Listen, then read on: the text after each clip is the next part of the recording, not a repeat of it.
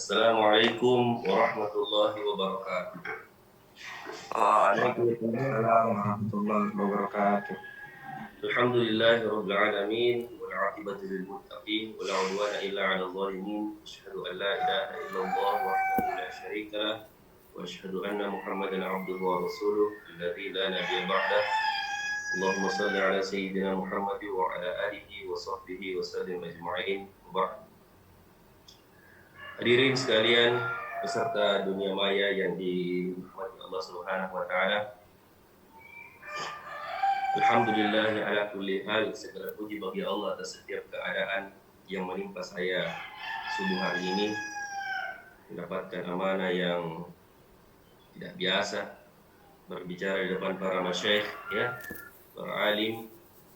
Karena itu, ya, mungkin ini yang saya sampaikan sebentar sekedar refleksi terkait dengan materi tema sabar.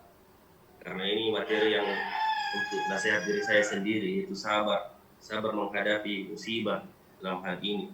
Karena ini saya menganggap musibah sesuatu yang seperti kurang mengerakkan hati, ya. Tidak ada berbicara di depan para masyayikh ini, ya. Allahu Akbar. Semoga Allah beri keberkahan waktu ini. Salat dan taslim kita senantiasa sampaikan kepada Nabi kita tercinta Nabiullah Muhammad SAW, Nabi yang menjadi teladan kita dalam menjalani kehidupan. Saudara-saudari sekalian, tema yang kita bahas ini terkait dengan sabar. Kalau kita melihat sabar ini diulang dalam Al-Quran setidaknya ada 70 kali, ya. Kemudian untuk mengkhususkan bagi orang yang bersabar itu setidaknya melalui 16 ayat Al-Quran yang berbeda-beda. Di antaranya itu yang masyhur, yang terkenal sering disampaikan oleh para dai, itu surah Al-Baqarah ayat 45. Ya ayyuhalladzina amanu ista'inu bis-sabri was-salah innallaha ma'as sabirin. Baik. Saya teringat satu riwayat untuk mengawali penyampaian saya ini. Dan riwayat itu ada seorang murid namanya Mujahid, ya. Muridnya Ibnu Abbas, ini sudah terkenal di kalangan para penuntut ilmu ini, jurusan ilmu hadis atau ilmu tafsir. Itu dipaksa-paksa untuk menyampaikan riwayat. Kayaknya sama dengan kondisi saya ini, ya. Disuruh untuk menyampaikan riwayat, ya, atau bahasa kerennya mungkin berceramah, ya. Tapi dia tidak mau. Saya menolak terus, ya. Tapi terus dipaksa, ya. Dia tidak mau tampil karena ada gurunya di situ hadir, Ibnu Abbas radhiyallahu anhu, terjemahan Al-Qur'an, ya. Ahli tafsir didoakan oleh Nabi, Allahumma faqihhu fid din wa 'allimhu ta'wil. Ya. Tidak mau bicara karena ada gurunya. Karena kondisi paling berat berbicara seakan-akan semua yang kita sampaikan salah itu kalau di depan guru. Depan guru kita ini bicara. Masya Allah. Ya, rasa-rasanya ini saya menjadi ragu semua apa yang saya sampaikan sepertinya salah semua, ya.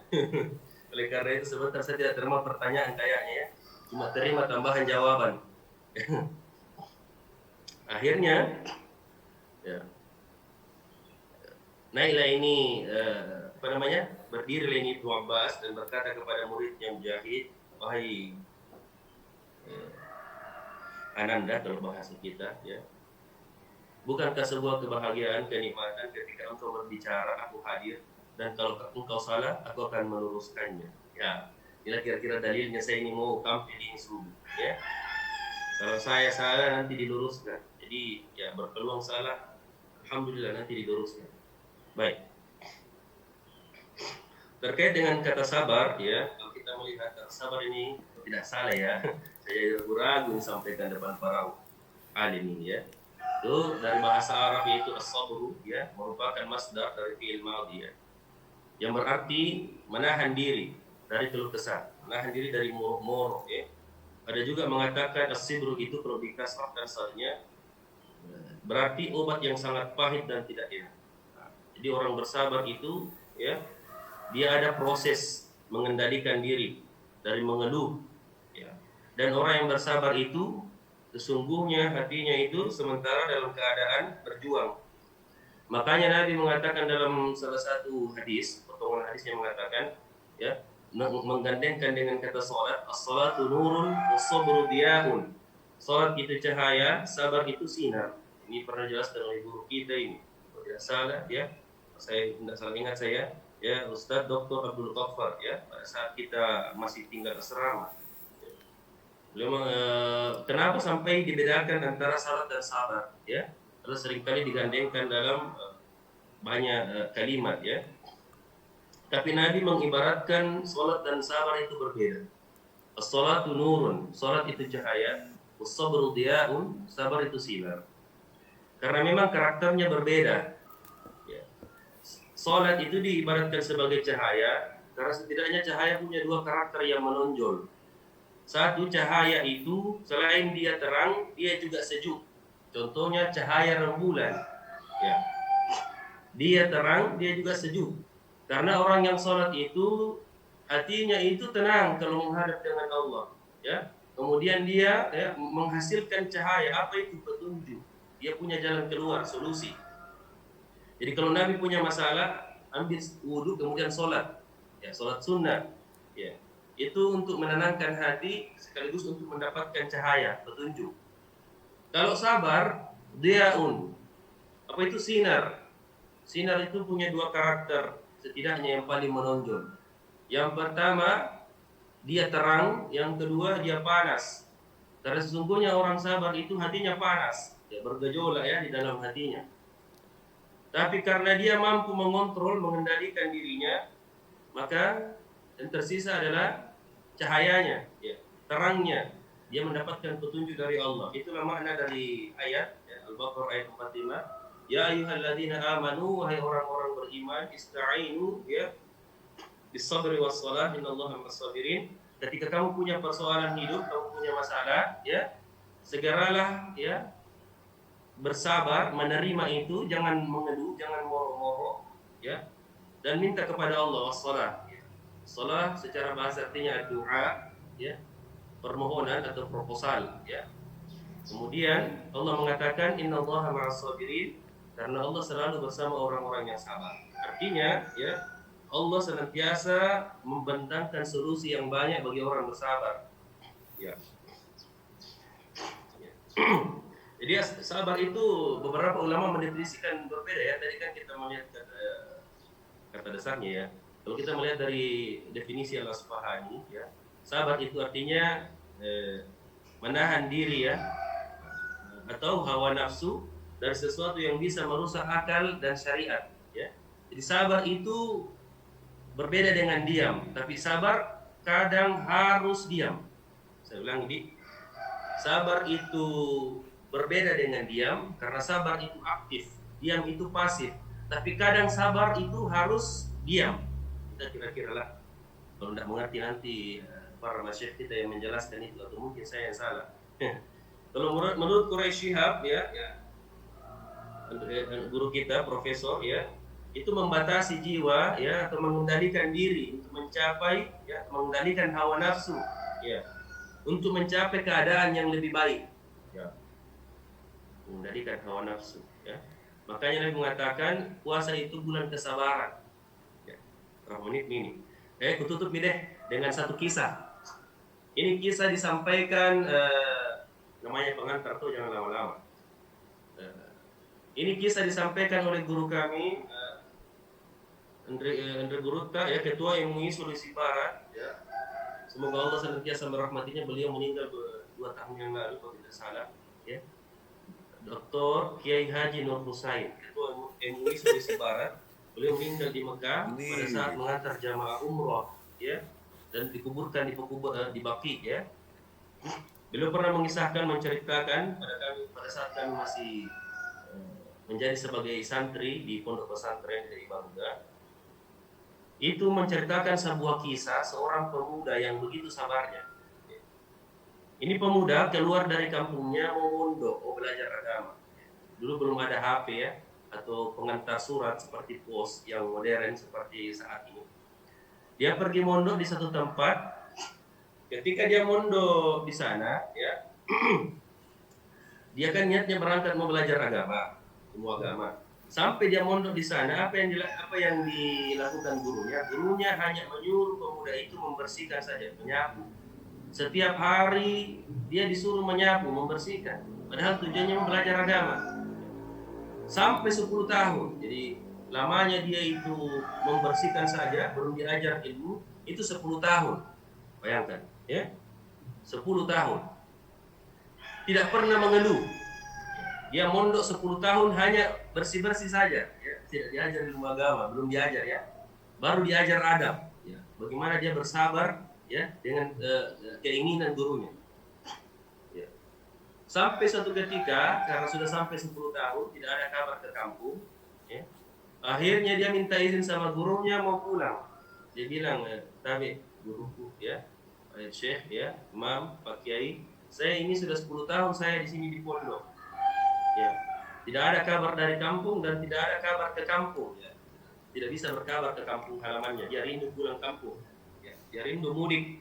Waktu itu belum ada pemerintah yang melarang karena belum ada corona waktu itu, ya. Jadi tidak dilarang pulang kampung waktu itu, ya. Apalagi jalan kaki, ya.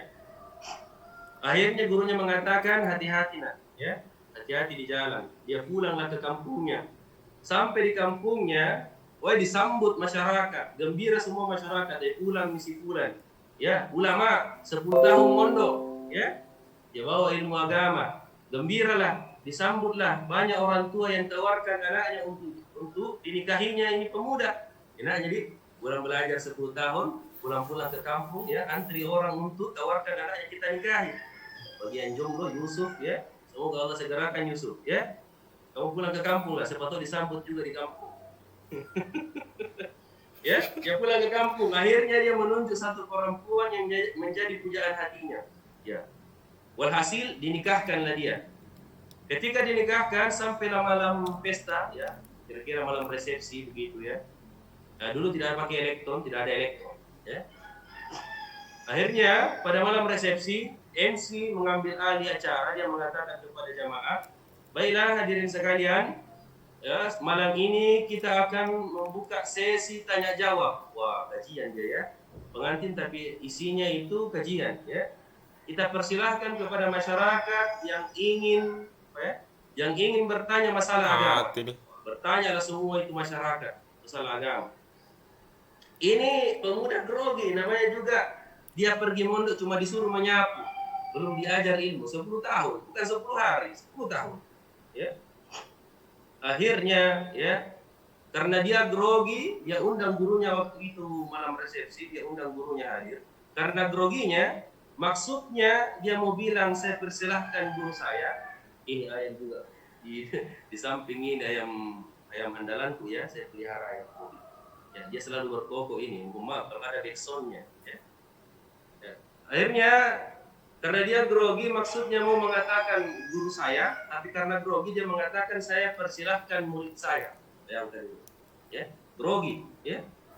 Akhirnya gurunya ini berdiri karena memahami bahwa ini murid saya, ini belum saya ajar ilmu, baru saya suruh menyapu saja selama 10 tahun. Ya, 10 tahun dia tidak pernah mengeluh, dites dulu adabnya. Akhirnya gurunya berdiri dan menjawab semua pertanyaannya di masyarakat. Terjawab semua. Semua masyarakat puas. Kata masyarakat, weh, hebatnya ini. Baru muridnya ini yang menjawab. Bagaimana nih gurunya? Ya, gurunya yang jawab, dia bilang murid saya. Dia jawab semua pertanyaan. Puas ini. Ya, puas masyarakat. Dia bilang, hebat ini guru kita ini. Baru muridnya yang jawab, kita sudah puas. Bagaimana nih kalau guru kita ini yang menjawab? Iya. Dengan izin Allah, kata Pak Kiai itu menjelaskan kisah ini. Tiba-tiba ini pemuda mendapatkan ilham, kira-kira bahasanya ilham, ya. Petunjuk hidayah, atau bahasa kerennya hidayah saja, deh. Mendapatkan hidayah, cahaya dari Allah Subhanahu Wa Taala itu, ya, langsung dimasukkan ke dalam hatinya. Dia langsung tiba-tiba dapat ilmu dari Allah dan dia meminta izin kepada MC-nya. Dia bilang, karena tidak mau mengecewakan masyarakat, dia bilang, boleh saya memberi juga sedikit komentar, kata dia. Dipersilahkanlah dia memberi komentar, ya. Dia tambahkan jawaban itu dan lebih lengkap daripada jawaban gurunya. Masyarakat puas dengan jawaban pemuda itu. Akhirnya pemuda itu menjadi ulama di kampung itu. Padahal tadi ini belum diajar ilmu. hanya bersabar 10 tahun, tidak pernah membantah gurunya, Allah berikan keistimewaan dia mendapatkan ilmu ya. Kalau tidak salah pernah dijelaskan ilmu laduni ya. Biasanya ilmunya para wali ya. Ilmu huduri kalau tidak salah itu ya. Saya ragu-ragu nih kalau depan para alim ini, para masyayikh.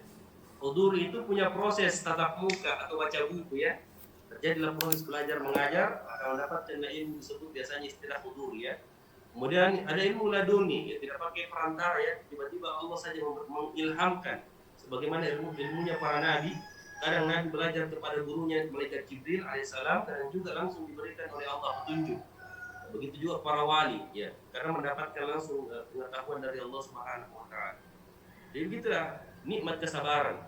Maka tidak ada buah dari kesabaran, ya, kecuali kebaikan. Mungkin itu saja pengantar yang bisa saya sampaikan. Mudah-mudahan bermanfaat untuk kita.